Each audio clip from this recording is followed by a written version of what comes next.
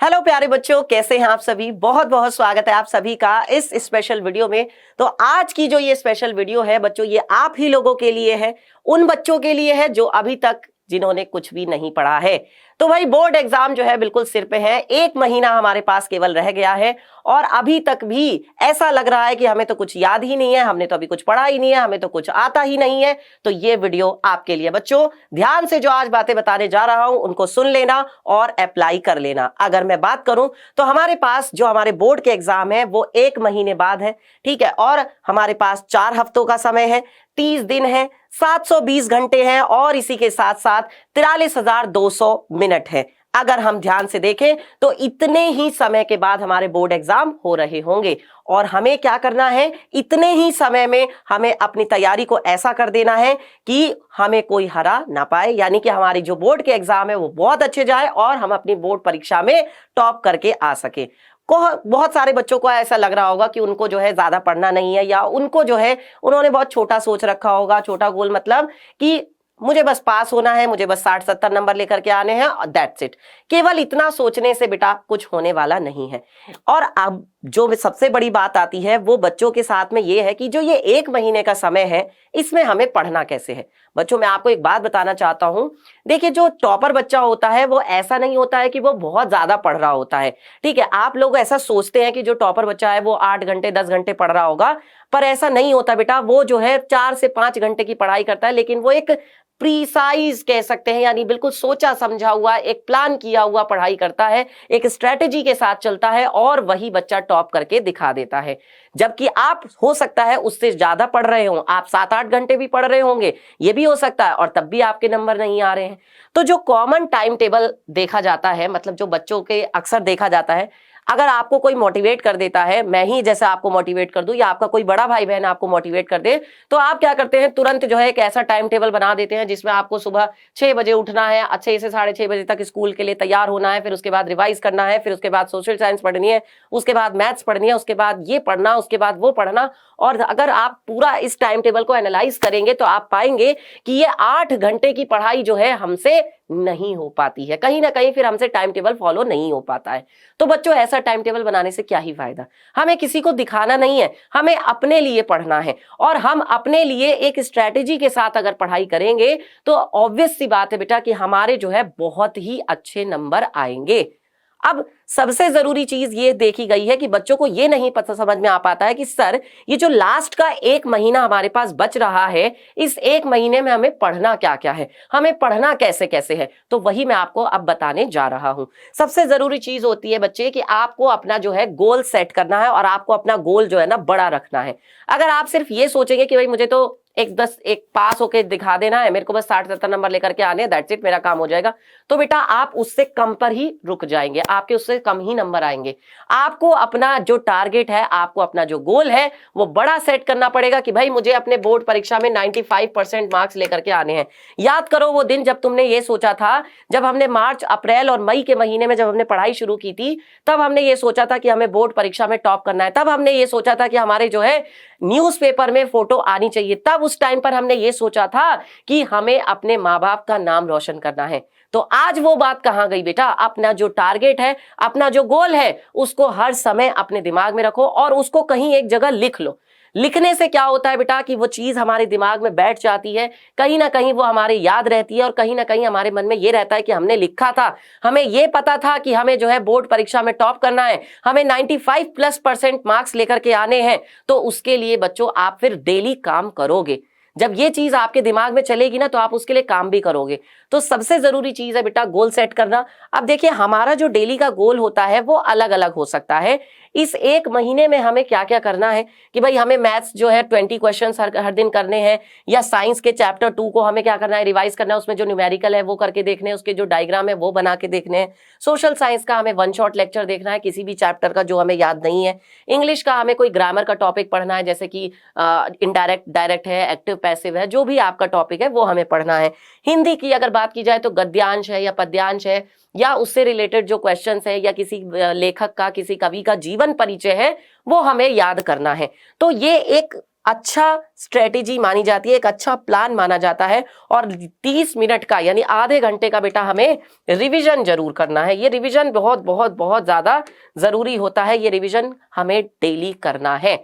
लेकिन सबसे बड़ी बात जो है यहाँ पर, जो ज्यादातर बच्चे परेशान है अभी के लिए कि अब सिर्फ हमारे पास 1 महीने का समय है, तो जो ये लास्ट का 1 मंथ है, भले अभी तक हमने कुछ नहीं पढ़ा या हमने अगर पढ़ा भी है तो हमें अच्छे से याद नहीं है, तो ये 1 महीना आपका ऐसा है जो बिल्कुल क्रूशियल टाइम है आपके लिए, जो बिल्कुल आपके लिए वैल्यूएबल टाइम है, जो आपके लिए बहुत ज्यादा इंपॉर्टेंट है बेटा, ये लास्ट का 1 मंथ। तो इस लास्ट के 1 महीने में आपको पढ़ना क्या क्या है, मैं ये चीजें बता रहा हूं, कैसे पढ़ना है फिर वो भी बताऊंगा। तो 1 शॉट लेक्चर्स आपको देखने होंगे। अगर आपको कोई टॉपिक में आपको दिक्कत आ रही है, जैसे आपको मान लो यूक्लिड विभाजन प्रमेयिका नहीं आती है, या आपको द्विघात समीकरण के मूल निकालना नहीं आता है, या आपको समांतर श्रेणी का n पदों का योग निकालना नहीं आता है, तो आप उस टॉपिक की वीडियो देखिए, केवल उस पर्टिकुलर टॉपिक की, पूरा आपको लेक्चर देखने की जरूरत नहीं है। और इसके बाद बेटा आता है फॉर्मूला रिवीजन, यानी फॉर्मूले का रिवीजन करते चले, डेली फॉर्मूला रिवाइज करें, चाहे वो फिजिक्स का हो, चाहे वो आपका मैथ्स का हो, चाहे वो केमिस्ट्री में आपकी रिएक्शन ही क्यों ना हो। समीकरण को बेटा लिख लिख कर देखना, प्रैक्टिस करना बहुत जरूरी है। न्यूमेरिकल्स की, डायग्राम्स की प्रैक्टिस जरूर करें, जैसे बायोलॉजी में बच्चों बहुत सारे डायग्राम आते हैं, तो उन डायग्राम्स को बना बना कर देखें। और लास्ट आता है बेटा PYQ करना। अब PYQ क्या है, पिछले सालों के जो बोर्ड के प्रश्न होते हैं। भाई जब हमने इतना सारा पढ़ लिया, इतनी सारी जब चीजें हमने रिवाइज कर ली, उसके बाद बेटा आप सवाल करके देखो, जो बोर्ड में सवाल आए हैं उनको करके देखो, उनसे तुम्हें यह पता चलेगा कि कौन से सवाल तुम कर पा रहे हो, कौन से सवाल तुम नहीं कर पा रहे हो, किस सवाल में तुम्हें दिक्कत आई है। और जिस सवाल में तुम्हें दिक्कत आ रही है वो जिस टॉपिक का है बेटा, उस टॉपिक को दोबारा से पढ़िए। तुम्हें पता चल गया ना कि किस टॉपिक में तुम्हें दिक्कत आ रही है, उस टॉपिक को बेटा आप दोबारा से पढ़ो। और जब आप उस टॉपिक को दोबारा पढ़ते हैं, पढ़ लिया आपने, तैयार कर लिया, फिर दोबारा से PYQ करके देखिए, यानी फिर से दोबारा से अपने जो है पिछले सालों के जो बोर्ड के सवाल हैं उनको दोबारा करके देखो। ये होता है पूरा का पूरा एक स्ट्रैटेजी, ये होता है पूरा का पूरा एक प्लान। ठीक है, अब इससे क्या होगा कि जो टॉपिक आपका कमजोर था, जिसके सवाल आपसे नहीं हो पाए थे, वो सवाल अब की बार आपसे हो जाएंगे। ठीक है, अब बताता हूं आपको डेली का शेड्यूल, यानी कि अब आपको डेली पढ़ना कैसे है। ये तो ये बताया मैंने आपको कि आपको पढ़ना क्या क्या था, अब पढ़ना कैसे कैसे है।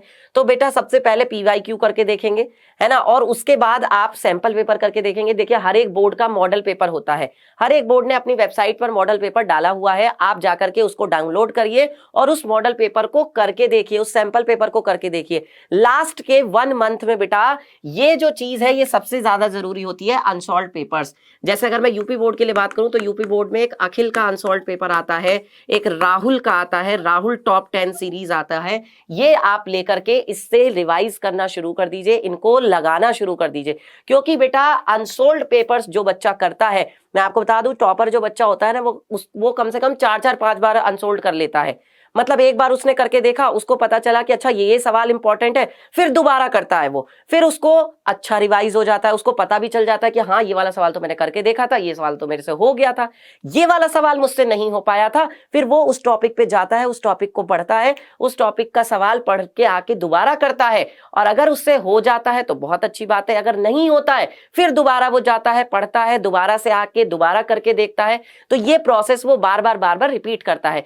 अगर आपको मैं बता दूं कि जब आप बोर्ड एग्जाम देने जाएंगे तो बोर्ड एग्जाम से पहले ये जो 1 महीने का समय है, इसमें कम से कम आपको 3 बार तो सारे अनसोल्ड पेपर्स कर देने हैं। यानी बोर्ड के जो सवाल आए हुए हैं उनको कम से कम 3-3 बार करके देख लेना है, हर एक बोर्ड के पेपर को, चाहे वो 2023 का हो चाहे 2022 का हो। कम से कम 3 साल के तो आप कर ही लेना, 2023, 2022, 2021।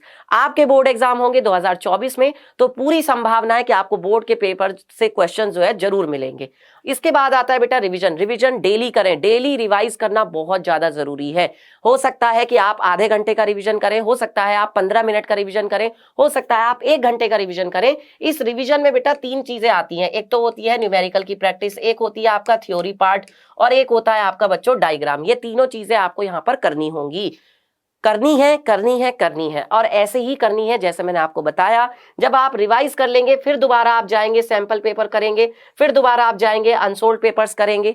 ठीक है, और उसके बाद बेटा प्रैक्टिस प्रैक्टिस प्रैक्टिस। हर एक चीज की जो सबसे कह सकता हूं जड़ मूल जो है बेटा वो है प्रैक्टिस। चाहे वो मैथ्स हो, चाहे वो फिजिक्स हो, चाहे वो बायोलॉजी हो, बेटा जितनी ज्यादा प्रैक्टिस करोगे उतनी ज्यादा आपके लिए कम होगी। अगर आपने 95 प्लस स्कोर करने का सोचा है तो बच्चों उसके लिए आपको ये करना पड़ेगा। अब ये मत सोचो कि मेरे को सोना है या मेरे को नींद आ रही है या मेरे को ये हो रहा है, मेरे को वो हो रहा है, अभी तक मैंने कुछ नहीं पढ़ा, मुझे बहुत डर लग रहा है। बेटा अगर अभी तक आपने कुछ भी नहीं पढ़ा है तो बस ये कर लो, बस ये पढ़ लो, अगले टॉपर आप ही होंगे।